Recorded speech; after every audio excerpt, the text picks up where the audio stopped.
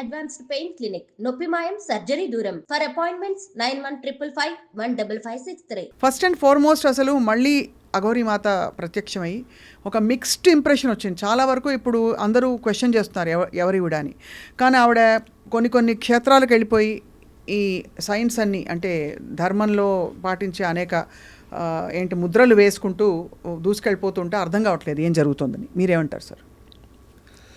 నేను ఇప్పుడు ఎందుకంటే ఆ విగ్రహం ధ్వంసమైన తర్వాత, ముత్యాలమ్మ వారి విగ్రహం ధ్వంసమైన తర్వాత I think second day or third day మనం ఐటీఎంలో చేసాం ఫస్ట్ ప్రోగ్రామ్. సో ఆ రోజు కూడా సోషల్ మీడియా వాళ్ళు వెళ్ళి వాళ్ళ ఫ్యామిలీ మెంబర్స్ని ఇంటర్వ్యూ చేసిందే చాలా బేసిస్ అది. రెండోది ఆమె మీలాంటి యాంకర్లకు ఇచ్చినటువంటి ఇంటర్వ్యూస్లో కూడా ఆమె చెప్పిన డేటా ఎంతవరకు ఎథికల్గా ఉంది, అంటే రిలవెంట్గా ఉంది, ఆమె లైఫ్ స్టైల్కి ఆమెకి ఎంతవరకు ఉందంటే ఎక్కడ కూడా 1% కూడా మ్యాచ్ కాలేదు. సో నేను కూడా ధార్మిక పరమైనటువంటి విషయాల్ని ధార్మిక పరంగానే చూస్తాను, లౌకిక పరమైన విషయాన్ని లౌకిక పరంగానే చూస్తాను నేను. రైట్. ఈ రెండింటిని మిక్స్ చేసి కన్ఫ్యూజ్ అయితే నేను ఫస్ట్ సైకాలజిస్ట్ కాలేను. సో ఆమె చెప్పింది ఎక్కడ కూడా రిలేటివిటీ లేదు అన్నప్పుడు, పోనీ నేను లైఫ్లో ఎప్పుడు ఒక అఘోరాన్ని చూడలేదు, కలవలేదు, మాట్లాడలేదు అనుకుంటే నేను కూడా కొంచెం అరే ఏంటి ఒక కన్ఫ్యూజన్లోనో లేకపోతే ఒక క్లారిటీ లేకుండా ఉండేవాడిని. నేను ఎంత క్లోజ్గా ఉన్నానో అఘోరాస్తోని అది నాకు తెలుసు. అది మీకు ఒక చిన్న ఎగ్జాంపుల్ షేర్ చేస్తాను, మీరు అఫెండ్ కానంటే చెప్తాది. చెప్పండి. ఒకసారి నేను గయాలో ఉన్నప్పుడు ఒక అఘోర, చాలామందికి అఘోరాల మీద ఒక నాగసాధుల మీద ఏం ఇంప్రెషన్ ఉంటుందంటే దర్శనానికి వెళ్తారు కదా చాలామంది క్షేత్రాలకి, వాళ్ళని వెళ్ళి ముట్టుకున్నా, వాళ్ళతో మాట్లాడినా, వాళ్ళు ఆశీర్వదించిన, వీళ్ళ ఇంట్లో ఆటిజం స్పెక్ట్రమ్తో ఉన్న పిల్లలు కూడా మాటలు వచ్చేస్తాయి అనేటువంటి ఊహల్లో ఉన్నవాళ్ళు నేను చాలామందిని అక్కడ భక్తుల రూపంలో చూశాను. కానీ అలాంటి మహిమలు మాయలు ఉండవు అక్కడ. ఉండవు. ఎందుకంటే ఈ ఆటిజం స్పెక్ట్రంలో ఉన్న పిల్లల తల్లులు కూడా నేను మాట్లాడా అక్కడ. మీరు ఇమాజిన్ చేసుకోండి, మీరు ఎందుకు వెళ్ళారు, మీరు ఆయన ఎందుకు కలుస్తున్నారు, ఆయన మీద మీ అభిప్రాయం ఏంటి అని నేను అడుగుతా కదా. Right right right. అడిగినప్పుడు వీళ్ళ అభిప్రాయం తెలుస్తుంది, వాళ్ళ రెసిప్రొకేషన్ ఏంటి, అసలు వాళ్ళు రెస్పాండ్ అవుతున్నారో లేదో కూడా చూస్తాం అక్కడ. ఒక అఘోర ఒక సాధకుడిని వీళ్ళంతా విపరీతంగా విసిగిస్తున్నారు. కాసేపు ఉన్న తర్వాత దూరం వెళ్ళిపోయాడు. మీరు అఫెండ్ అనుకుంటే మీరు తీసేయండి, అఫెన్సివ్ అనుకుంటే. బట్ ఆయన నేను చూసింది ఏంటంటే ఆయన పెన్నిస్ని ఎరెక్ట్ చేసి, మనం కుండ ఉంటుంది చూడండి ఇంట్లో, మనం మంచినీళ్ళకి వాడుకునే కుండ, అది ఆ కుండని పెన్నిస్ మీద కొడుతుంటే కుండ పగిలిపోతుంది. ఎప్పుడైతే ఆయన కుండ పగల కొడుతున్నాడు, ఒక కుండ కాదండి, అక్కడ కుండలు ఉన్నాయి, కుండలు నడుచుకుంటూ వెళ్ళి కొడుతున్నాడు. ఎంత వైబ్రెంట్, ఎంత వాయిలెంట్గా, ఎంత అగ్రెసివ్గా, రిస్క్ జోన్లో ఉన్న మనుషుల మధ్యలో ఉన్నట్టు ఒక అట్మాస్ఫియర్ క్రియేట్ అయింది అక్కడ. ఈ జస్ట్ ఇమాజిన్, మనకు చిన్న దెబ్బ తగిలితేనే, as a masculine gender very sensitive part, మనకు చిన్న దెబ్బ తగిలితేనే మనము భయపడిపోయో లేకపోతే ఆందోళన పడిపోయో నొప్పి భరించలేనంత సెన్సిటివ్గా ఉంటుంది. కుండ పగలగొట్టి ఇంకో కుండ పగలగొడుతున్నాడు, తీసుకురండి ఇంకా కుండలను కొడుతున్నాడు. కాకపోతే మదర్ టంగ్ మాత్రం తెలుగు కాదు అయింది, అదేదో డిఫరెంట్ లాంగ్వేజ్ మాట్లాడుతున్నాడు, హిందీ కూడా కాదు. సో కొడుతున్నాడు. అప్పుడు అక్కడ చుట్టుపక్కల ఈ లేమెన్ ఉంటారు కదా, వాళ్ళు పారిపోతున్నారు. కొంతమంది చూసి ఆ భయానికి పారిపోతున్నారు. కొంతమంది ఏమో దండం పెట్టి అక్కడే సాష్టాంగ నమస్కారం పెట్టేసి వాళ్ళకి నోటికొచ్చిన మంత్రాలు చదివేస్తున్నారు. నన్ను ఒక ఆయన అడిగాడు, ఈయనకేమైనా పిచ్చి పట్టిందా, పరువట్టాడా అని అడిగాడు. అతను కూడా ఈ హిమాలయాలో సాధుల్ని వాళ్ళని వీళ్ళని తిరిగి వాళ్ళ దగ్గర నాలెడ్జ్ పెంచుకుందాం అనేటువంటి స్థాయి వ్యక్తి అతను కూడా. అడిగిన వ్యక్తి మాతో పాటు ఉన్నప్పుడు అడిగాడు. నేను అన్నాను, సార్ అట్లా ఎందుకు అనుకుంటారు, ఆయన మనం కుండాలిని అని మనం వింటాం, కుండాలిని అని, సమాధి అని మనం వింటాం. సమాధి స్టేట్లో ఉన్నప్పుడు మీకు ఐడియా ఉండే ఉంటుంది, మన శరీరానికి ఉండేటువంటి పెయిన్ మన బ్రెయిన్కి వెళ్ళకుండా మన సెన్సెస్ని డియాక్టివేట్ చేసేటువంటి ఒక స్థితి సమాధిలో ఉంటుంది. చాలామంది ఏమంటారంటే జీసస్ క్రైస్ట్ కూడా శిలువ వేసినప్పుడు సమాధి స్థితిలో ఉన్నాడు అని అంటారు, ఒక స్టేట్మెంట్ అది. సో ఇది కూడా సమాధి స్థితి అని చూపిస్తున్నాడు అని మీరు అనుకోవచ్చు కదా. మనం అందరం దేనివల్ల మన జన్మకారకమైనటువంటి శరీరంలో భాగం ఏంటి, మన దాన్ని ఎంత పవిత్రంగా పెట్టుకుంటామో. సభ్య సమాజంలో మనం చాలా బట్టలు వేసుకొని ఒక సివిల్ సొసైటీలో, ఒక ప్రొటెక్టివ్ సొసైటీలో మనం బతుకుతాం, ప్రొటెక్టివ్ మెకానిజంలో బతుకుతాం.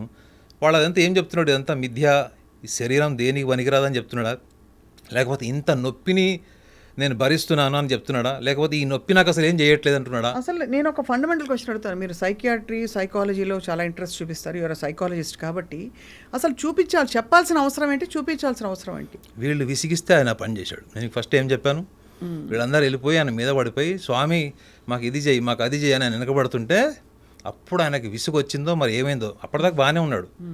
ఒక్కసారి వెళ్ళి ఆ యాక్టివిటీ స్టార్ట్ చేసి చూడండి, అప్పటిదాకా పక్కన ఉన్నవాళ్ళు వెనక ఉన్నవాళ్ళు దగ్గరికి వెళ్ళి కాళ్ళు పట్టుకోవడానికి ట్రై చేసిన వాళ్ళు ఎందుకంత ఒకసారి అఫెండ్ అయ్యారు చెప్పండి?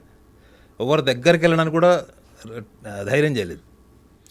అదే అదే అదే అదే స్వామి అదే ఎవరైతే నాగసాధు ఉన్నాడో పెన్నీస్కి తాడు కట్టి అక్కడ ఉన్నటువంటి వెహికల్ని లాగుతున్నాడు. దాదడే అంటే ఇవన్నీ మనము చూడండి, ఒక నాగసాధువులు వాళ్ళు అనేవాళ్ళని మనం ఒకటే యాంగిల్లో లేదా ఒక నార్మల్ సైకాలజిస్ట్గా వెళ్ళి మనం అనాలిసిస్ చేస్తే సైకాలజీలో ఉన్నటువంటి కాన్షియస్ అన్కాన్షియస్ థియరీకి సంబంధించింది అదర్ ఫ్యాక్టర్స్ జనరల్ ఫ్యాక్టర్స్ని మనం బేస్ చేసుకుని అనాలిసిస్ చేస్తే వాళ్ళ దగ్గర నుంచి మనం సంపూర్ణమైనటువంటి సమాచారం మనం తీసుకోవాలి. నేను మీ అనాలిసిస్ని మీ ఎక్స్పీరియన్స్ని గౌరవిస్తూనే చాలామంది ఈ పెద్ద పెద్ద ఈ ఉంటాయి దబ్బనాల్లా ఉంటాయి, నాలికలో పొడుచుకుని నాలికతో లాగుతూ ఇంకెక్కడో శరీరంలో పొడుచుకుని కారు లాగుతూ వాళ్ళ మీకు అఘోరాలు హిమాలయ దాకా వెళ్ళక్కర్లేదు.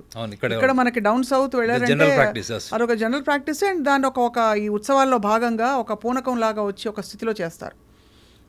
అంటే I'm saying that is that the measure of spiritual evolution? Spirituality is completely different from this physical sadhana, the physical kind of attaining and experiencing the pain. For me, spirituality starts from the materialism, madam. మీరు లైఫ్లో కర్మలను ఆచరించే ప్రాసెస్లో మీరు డబ్బు సంపాదిస్తారు, పేరు సంపాదిస్తారు, ఒక హోదా సంపాదిస్తారు, అధికారం సంపాదిస్తారు. స్పిరిచువాలిటీ ఎప్పుడు వస్తుంది అంటే అవన్నిటి మీద మీకు అన్వాంటెడ్ క్యూరియాసిటీ, అన్వాంటెడ్ అటాచ్మెంట్ ఉన్నప్పుడు right you will become a complete materialistic. Though what kind of attire you have, what kind of the religion you belong to. మీరు ఎప్పుడైతే ఆ మోహం మీరు రోజు దాని మధ్యలో ఉండి మోహం లేకపోయినా that is what is the sadhana, that is the spiritual sadhana. When you are ready to give up everything then that is almost the attaining the mukti, the edge of mukti. ఇక్కడ మీరు ఆయన బేసికలీ ఆయన శరీరానికి అంత హింస పెడుతూ ఏది పట్టించుకోకుండా అంత ఒక స్ట్రెంగ్త్తో ఉండడం అన్నది ఒక సాధనకి పరాకాష్ఠగా మీరు భావిస్తున్నారు. బహుశా దానికి ఒక కోహెరెంట్ బిహేవియర్ ప్యాటర్న్ అంటూ మీరు పెట్టుకుని మీరు విశ్లేషించుకుంటే, ఓహో శరీరాన్ని హింస పెట్టుకుంటాం ద్వారా నాకు శరీరం నథింగ్ తుచ్చమైనది, నేను ఆ స్థితిలో ఉన్నానని ఒక మెసేజ్ ఇస్తున్నారని అంటున్నారు. అటువంటి చర్యలే అనేక ఇతర సందర్భాల్లో చూస్తుంటారు. కొరడా పెట్టి కొట్టుకుంటారు, తక్కువ తగులుతుందండి దెబ్బ. సో దాన్ని వీళ్ళు మామూలుగానే ఉంటారు, మళ్ళీ వీళ్ళకి ఏదో కావాలని ఆశిస్తారు, అది చూసి 10 మంది కొంచెం డబ్బులు ఇవ్వాలని ఆశిస్తారు.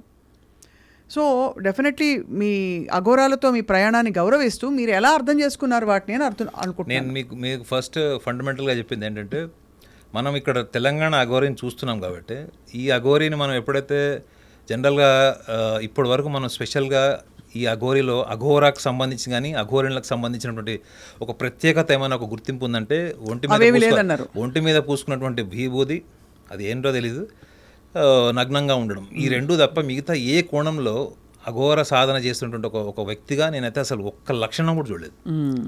సో నేను చూసిన వాళ్ళు ఎలా ఉన్నారు అంటే ఇట్లా ఉన్నారు. కొంతమంది అయితే ఎంత వాయిలెంట్గా అంటే మీరు దగ్గరికి వెళ్తే కూడా వాళ్ళని చూడలేరు, అంత అగ్రెసివ్గా అంటే వాళ్ళ కళ్ళల్లో మీకు కనిపిస్తుంది, వాళ్ళు చూసే చూపులో.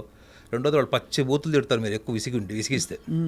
మనం ఏమనుకుంటామంటే వీళ్ళు ఒక తపస్సు, ఒక ధ్యానంలో ఉంటారు. మేబీ వాళ్ళు ఆ టైంలో ఏ గాంజా మూడ్లో ఉన్నారో, ఎటువంటి డిటాచ్మెంట్ స్టేట్లో ఉన్నారో తెలియదు. మనం వెళ్ళినప్పుడు ఇరిటేట్ చేస్తే మేబీ ఈ పబ్లిక్ని అవాయిడ్ చేయడం కోసం ఆయన యాక్టివిటీ చేసి ఉంటాడని నేను అనుకున్నా.